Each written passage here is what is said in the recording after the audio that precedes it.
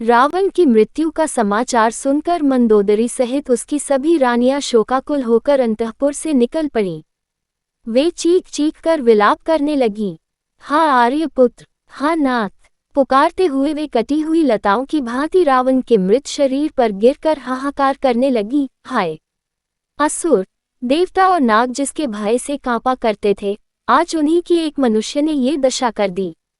आपके प्रिय भाई विभीषण ने आपके हित की बात कही थी, उसे ही आपने निकाल बाहर किया। राक्षस शिरोमणि, ऐसी बात नहीं है कि आपके स्वेच्छाचार से हमारा विनाश हुआ है, दैव ही सब कुछ कराता है।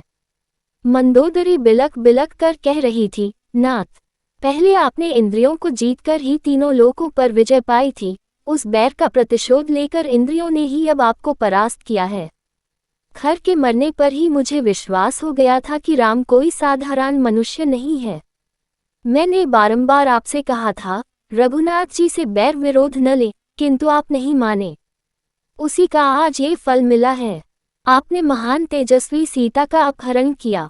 वे संसार की महानतम पतिव्रता नारी हैं। उनका अपहरण करते समय ही आप जलकर भस्म नहीं हो गए, यही महान आश्चर्य है। आज वही सीता आपकी मृत्यु का कारण बन गई। हाय स्वामी, आपकी मृत्यु कैसे हो गई?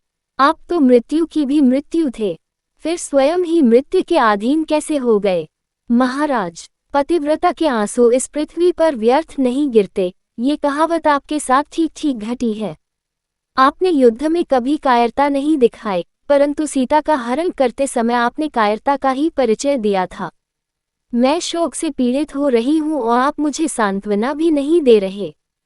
आज आपका वह प्रेम कहाँ गया?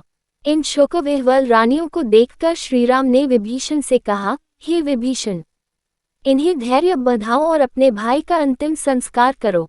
श्रीराम की आज्ञा पाकर विभीषण ने माल्यवान के साथ मिलकर दाह संस्कार की तैयारी की। शव को भली भांति सजाकर शवयात्रा निकाली गई, जिसमें नगर के समस्त लंका निवासियों और अंतःपुर की सभी रानियों ने भाग लिया। वेदोक्त विधि से उसका अंतिम संस्कार किया गया।